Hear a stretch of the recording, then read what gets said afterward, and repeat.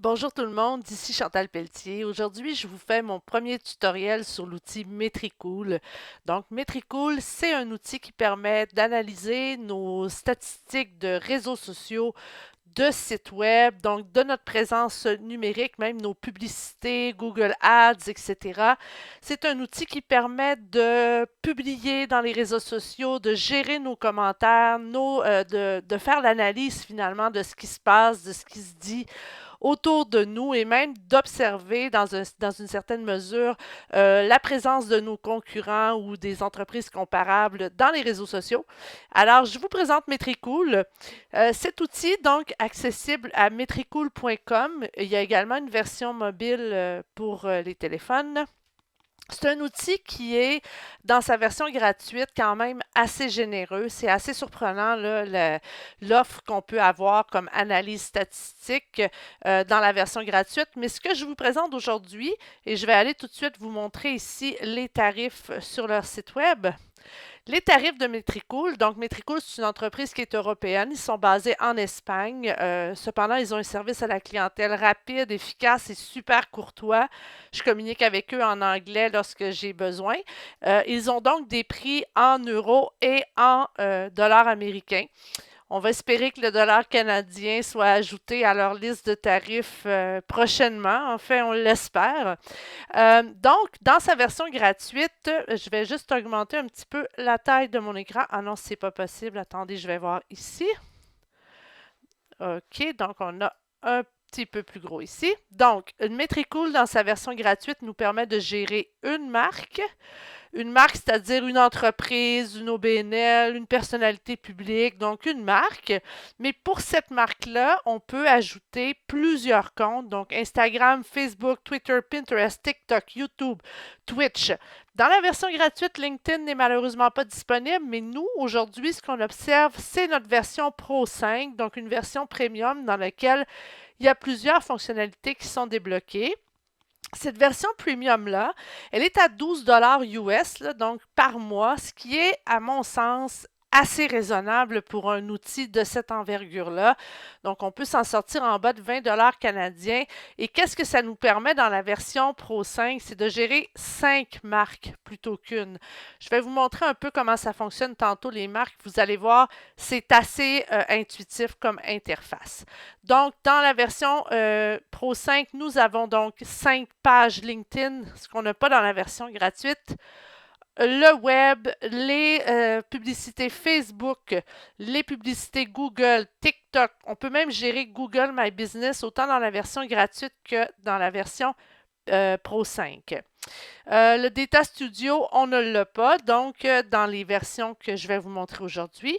On peut faire des rapports d'activité. Je vais vous montrer comment ça fonctionne. Des rapports d'activité qui ne seront pas personnalisables cependant dans la version que nous avons, mais qui sont quand même relativement intéressants. On peut télécharger toute l'analyse de données en format CSV pour plusieurs réseaux sociaux. On peut créer des smart links. Je vous montre c'est quoi tout à l'heure. Donc, il y a plusieurs éléments qui sont disponibles dans la version que je vais vous présenter aujourd'hui. Alors, je vous amène dans cet univers qui est Metricool. Ce que je vous montre pour commencer, c'est mon Metricool à moi qui est déjà populé avec différents comptes que j'ai ajoutés. Ce que je vais faire, c'est que je vais vous faire le tour. Et ensuite, on va terminer ce petit tour guidé-là. Je vais tout annuler l'inscription à mes différents comptes et on va le refaire ensemble pour que vous voyez bien comment on peut ajouter des comptes à l'outil. Alors, lorsqu'on arrive dans cette interface qui est somme toute épurée, c'est vraiment intéressant de voir que de façon très intuitive, on a analyse, inbox, ça c'est la messagerie. La planification, donc pour programmer nos publications, les smart links pour faire nos liens dans nos bios de Instagram, même TikTok peut-être. Et ici, la section des annonces. Donc, les annonces, c'est pour la gestion des publicités Google Ads. on a à droite en haut notre marque. OK? Donc ici, la première fois que vous allez créer un compte, vous allez probablement avoir un carré gris peut-être avec votre prénom. Alors ici, en cliquant là-dessus, vous avez un menu qui s'ouvre, un menu qui va vous permettre d'ajouter une marque, on va le voir tout à l'heure, mais aussi d'ajouter vos connexions. Donc, pour connecter votre compte à tous vos espaces réseaux sociaux, vous pouvez le faire en cliquant ici. Donc, par exemple, si je cliquais sur le petit plus ici, ça m'amènerait à cette description-là de l'outil et je pourrais connecter mon compte. Donc, moi, je l'ai fait pour chacune de mes plateformes ici. Facebook Ads, par exemple, je pourrais connecter mon compte publicitaire. Les comptes que je n'ai pas connectés, ce sont des comptes pour lesquels je n'ai pas d'informations à inscrire, donc je ne les ai pas inscrits. On n'est pas obligé de connecter tous nos comptes. Ce qu'on doit savoir par rapport à la marque, je vais juste ici cliquer sur « Ajouter une marque ». Alors, ce que Metricool nous dit par rapport à la marque, qu'est-ce que la marque? Une marque permet de gérer et de connecter un blog ou un site web, un compte Twitter, une page Facebook ou un groupe Facebook, etc. Donc, ça nous permet de connecter chaque nouvelle marque qu'on va avoir. Je vais le mettre en 100%, nous permet de connecter tous ces outils-là ici. Voyez-vous? Donc, une marque, c'est une entité. Je ne peux pas connecter, par exemple, la même page Facebook dans deux marques différentes. Ça, c'est bien important. Moi, ici, dans ma marque principale, qui est Chantal Pelletier enseignante, j'ai mes comptes.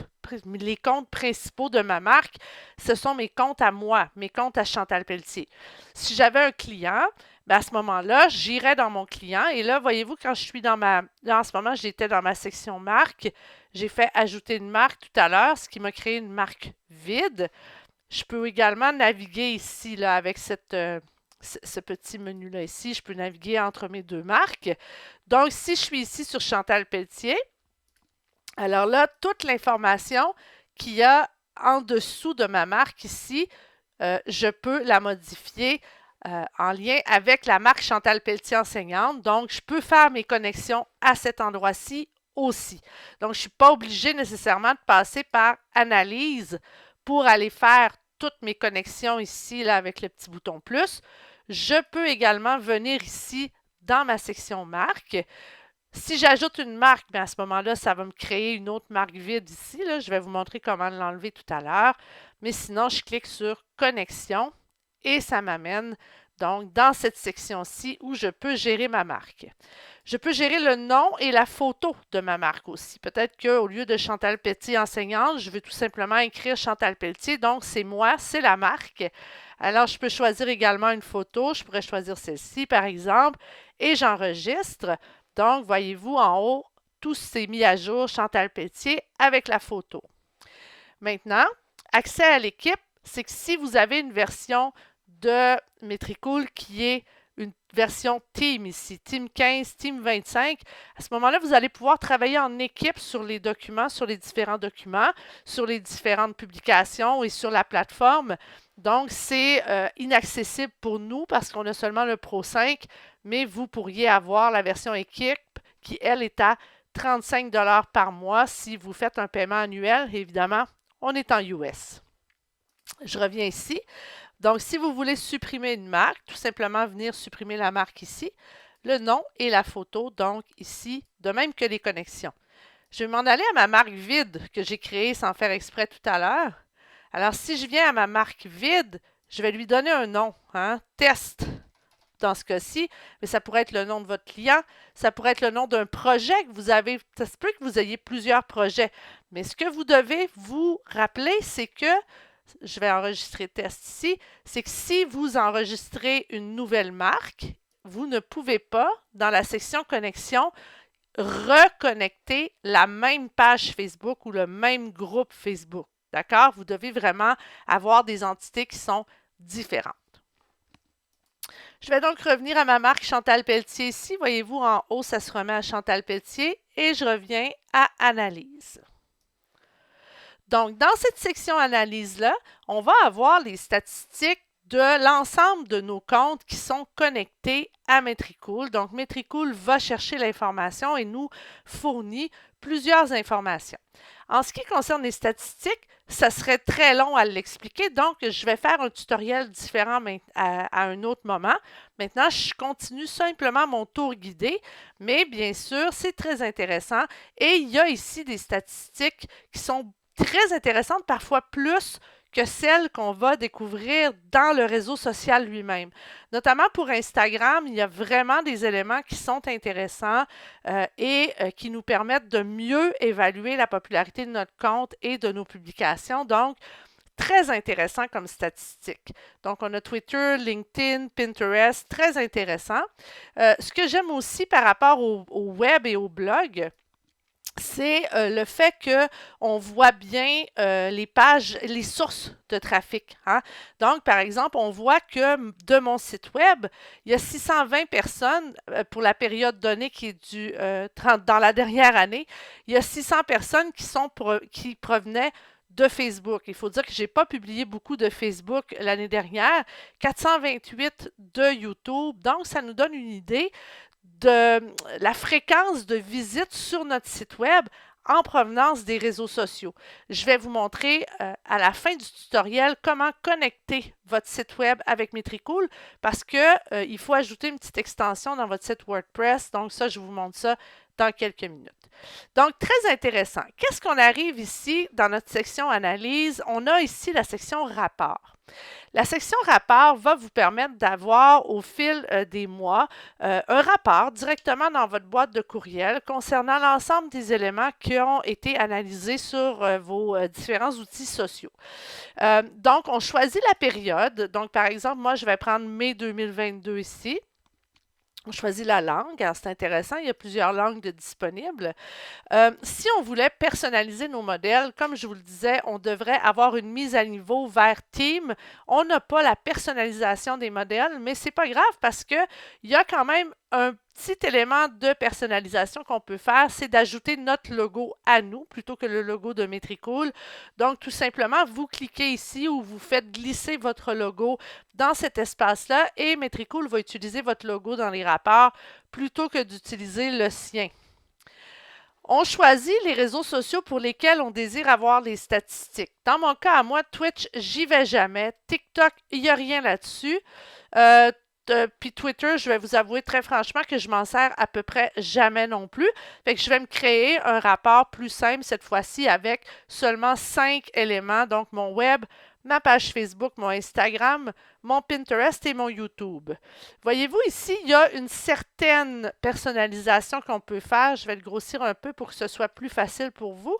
Donc, on peut personnaliser le tri. Donc, de quelle façon l'information va-t-elle être triée?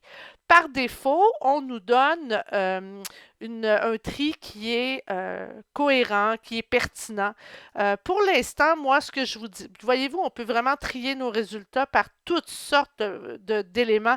Donc, pour YouTube, je vais les mettre par date, mais on pourrait, par exemple, le mettre en temps de visionnage. Je vais l'essayer, pourquoi pas. On va ici, le nombre d'impressions. Écoutez, j'ai aucune idée. On fait des tests, faisons des tests, pourquoi pas. Le nombre de j'aime, l'engagement, les pages vues. Et ici, on a le nombre de rangées maximum qu'on veut avoir dans notre rapport. Je vous suggère qu'on crée un rapport et par la suite, vous pourrez venir modifier ces éléments-là avec des choses qui sont peut-être plus pertinentes pour vous. Peut-être que 20 rangées, c'est trop. Peut-être que 10 pour vous, ce serait suffisant. Ou peut-être que c'est pas assez. Donc, ce sera à vous de déterminer de quelle information vous avez besoin. Alors, si je m'en viens ici, donc j'ai mis mon logo, je peux générer un PDF ou un PowerPoint, donc c'est intéressant, un des deux. Et aussi, vous pourriez décider, par exemple, de recevoir un rapport par email tous les mois. Donc, plus besoin de venir ici ou encore vous envoyez votre rapport à votre client dont c'est le compte ici. Imaginez que vous avez une marque, c'est votre client, vous lui envoyez le rapport tous les mois, tout se fait automatiquement. Donc ça peut être intéressant. Alors moi, je ne le recevrai pas automatiquement. Je vais générer le PDF. Alors, la génération de rapport prend un certain temps. Voyez-vous, j'avais fait un premier test aujourd'hui un peu plus tôt. Là, j'en suis à mon deuxième test dans lequel j'ai enlevé quelques sections. Et si je clique sur télécharger, voici ce qu'on a. Un rapport qui est quand même beau. Hein? Donc, il y a des éléments comme ça d'information qui arrivent. La démographie, le public, les pages consultées, les meilleures sources. Hein? Voyez-vous, ça, c'est dans le dernier mois. 1437 personnes en provenance de Google, 452 sont venus directement YouTube, Facebook, DuckDuckGo, etc., Quant. Donc, il y a des gens qui arrivent d'un peu partout sur mon site, puis c'est intéressant de voir de quel endroit ils arrivent. Ici, c'est ma communauté Facebook. Donc, la démographie par ville et par pays. On voit qu'il y a des gens de Terrebonne, de Saint-Jérôme, de Brossard. Les impressions des pages, etc. Donc, c'est un rapport qui est quand même intéressant. Le classement des publications, les concurrents. Donc, on a tout ça dans notre rapport et c'est très intéressant. Donc, je vous suggère de faire ce rapport-là. Ça fait partie de votre formule Pro 5, donc malheureusement pas disponible dans la version gratuite de Cyber Impact.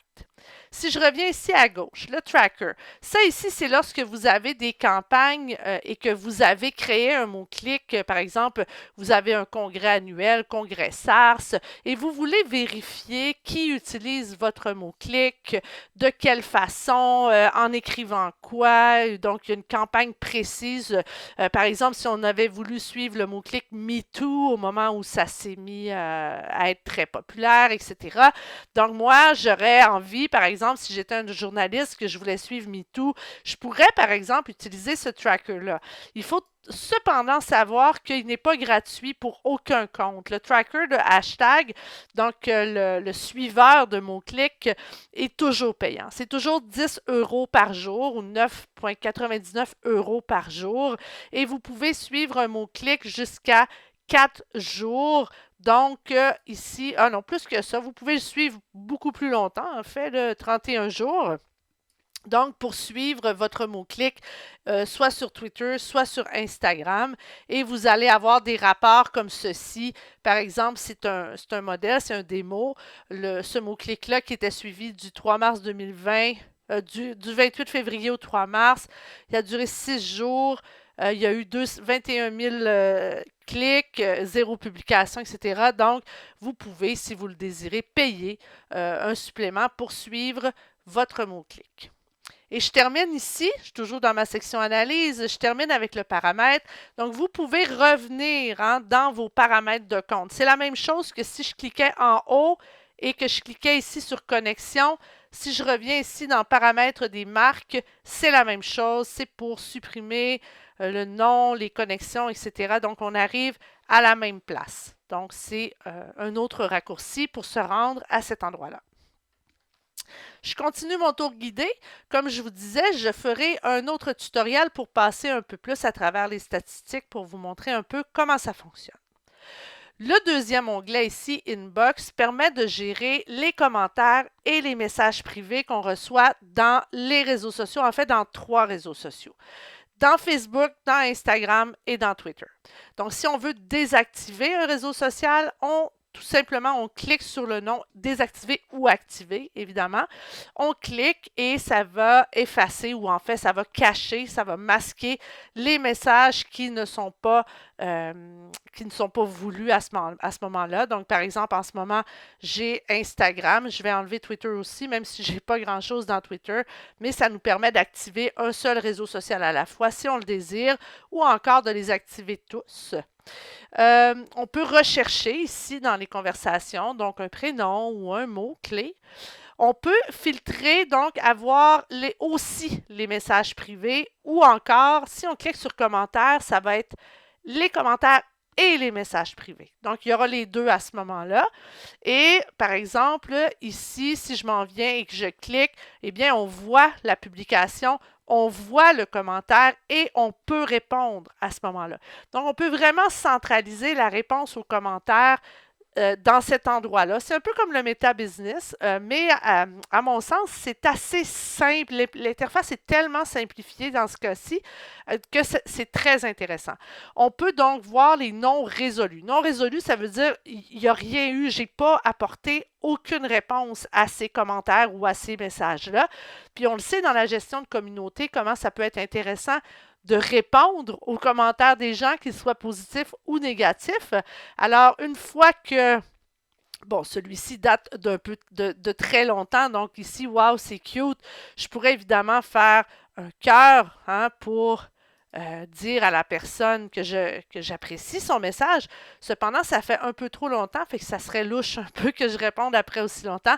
Mais si j'avais répondu, je pourrais tout simplement ici cliquer sur le petit crochet que vous ne voyez pas très bien, mais il y a un petit crochet à cet endroit-là pour dire que c'est résolu. Donc, voyez-vous, il a disparu.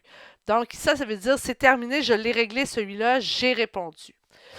On peut voir les non lus. Donc, non lus, on peut très bien avoir lu un message, mais ne pas l'avoir résolu encore. Hein? Vous comprenez la différence. Donc, lire, c'est le voir. Voir, c'est une chose, mais résoudre, c'est une autre chose. Résoudre, c'est répondre ou encore décider de ne pas répondre. Alors, ça nous permet de faire un suivi sur ce qu'on veut faire, sur ce qu'on a avec nos messages ici. On peut avoir tout aussi à cet endroit-là. Et ce qui est intéressant, c'est que vous pouvez décider à un certain moment de sélectionner tous vos messages comme étant résolus ou tous vos messages comme étant lus. Donc, c'est à vous. Donc, moi, ça fait tellement longtemps que mes messages traînent que je peux très bien les marquer comme résolus et repartir à zéro sur une base propre, je dirais, pour que mes messages, une fois que je reviens dans ma boîte par la suite, eh bien que j'ai plus plein de messages comme ça qui traînent depuis un an et auxquels je n'ai pas répondu. Donc, avec cet outil-là maintenant, je peux résoudre mes messages et déterminer que c'est réglé. Bon, là, ça prend un petit peu de temps, alors je vais quand même changer de page. Je ne sais pas s'ils vont finir par se résoudre, même si je change de page. Je tombe dans ma page planification. Ici, ça nous permet de créer des publications et de voir un calendrier qui est très intéressant sur le plan visuel parce que dans le temps, on peut rapidement voir où on se situe, où sont nos publications. Je ne passerai pas à travers le détail de cet outil-là pour le moment parce que je vais faire un autre tutoriel sur cet outil-là spécifiquement. Simplement de savoir qu'on peut regarder, donc on peut même, en fait, il y a plusieurs éléments qui sont très, très intéressants. Dans le calendrier, comme ça, on peut voir Twitter rapidement, Facebook et Instagram. Donc, à chaque fois qu'on clique sur Twitter, Facebook et Instagram, on voit les couleurs changer. Alors, les couleurs, ce sont le meilleur moment pour publier dans nos réseaux sociaux. Donc, ça, je trouve ça vraiment chouette là, pour les 3 éléments de voir ces couleurs-là. Donc, dans mon cas à moi ici, aujourd'hui, par exemple, le meilleur moment pour publier, ben, il est passé. Hein, on dirait ça a arrêté autour de 10 heures ce matin. Sinon, ça irait à 17 heures ce soir. Mais on voit que vendredi, autour de 10 heures, ce serait une belle période pour moi aussi. De même que samedi, 13 heures pour Twitter. Pour Facebook, c'est un peu plus... c'est un peu moins clair, hein? Ça me donne des plages qui sont quand même assez similaires. Et pour Instagram, bien évidemment, ça demeure quand même dans le cœur de la journée. Et pour Instagram, on voit aussi que mes plages principales, ça aurait été ce matin 6 heures, de même que dimanche autour de 17 heures. Évidemment, avant de regarder vos plages horaires comme ça, il y a quelque chose d'important que vous devez venir faire pour être certain que vous êtes dans les bonnes plages horaires. Lorsque vous cliquez sur votre marque ici et que vous allez dans Paramètres du compte, c'est vraiment, vraiment important de mettre vos réglages et de mettre le bon fuseau horaire.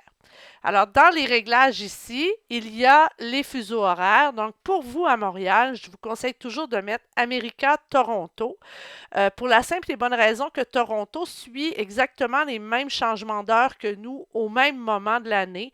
Donc, on va toujours être correct si on a America-Toronto. Vous pouvez évidemment mettre le français. Si on vous envoie le récapitulatif mensuel, c'est à cet endroit-ci. Est-ce que vous voulez le recevoir par courriel, le récapitulatif? Ça vous regarde. C'est vous qui décidez si vous voulez le revoir. Et votre abonnement, la facturation, etc. et la suppression du compte, le cas échéant, ce qu'on ne veut pas faire. Donc, ici, très important de changer les réglages pour America, Toronto. Je reviens dans planification, mais il faut voir que le fuseau horaire peut également être changé ici. Donc, s'il y avait eu une problématique, c'est à vérifier que le bon fuseau horaire est inscrit à cet endroit-là.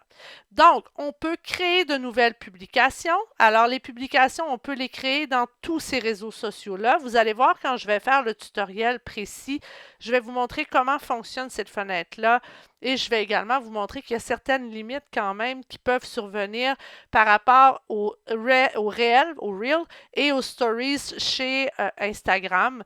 C'est important d'avoir un compte business pour être en mesure d'utiliser le maximum de cet outil-là. Les comptes créateurs sont encore limités. Les comptes personnels, c'est encore pire. Là. Il y a presque rien à faire avec les comptes personnels et les outils du type de Metricool. Mais pour ce qui est des comptes, disons, plus upgradés, si je peux me permettre l'anglicisme, c'est vraiment le compte business qui va être plus intéressant pour si vous décidez de programmer vos publications, plus que le compte créateur. Ça, j'y reviendrai lorsqu'on va vraiment faire le tour de cet outil-là. Alors, je vais juste annuler ici, accepter. Vous avez les stories que vous avez publiées. Non, en fait, ce sont les publications. C'est votre historique de publication qui va apparaître ici quand ce sera le cas. J'en ai pas également. J'en ai pas de mon côté. Et les listes automatiques, on va également voir ça lorsqu'on verra cet outil-là de façon plus détaillée. Mais sachez que c'est un outil donc qui permet de programmer les publications et d'avoir, disons, un calendrier éditorial à cet endroit-ci. Voilà. Dans la section SmartLink, on peut théoriquement créer un lien qu'on va pouvoir déposer dans une bio. Par exemple, notre bio d'Instagram ici, je pourrais déposer un lien qui théoriquement ouvrirait une fenêtre avec plusieurs sous-liens qui me permettraient d'aller soit sur mon site web ou dans ma boutique. Mais je l'ai testé et ça ne fonctionnait pas. Donc, sur mon ordinateur, ça m'amenait à une page générique, qui est celle-ci, une page générique de SmartLink. Donc, il semble y avoir un petit bug avec ceci dans ma version de Metricool. Alors, pour le moment, à moins que quelqu'un trouve une solution et m'explique en quoi, comment je peux créer ce petit lien, pour l'instant, je vous suggère de ne pas utiliser les SmartLink parce que ça n'a pas fonctionné ou encore de le tester et de me donner votre rétroaction à ce sujet-là.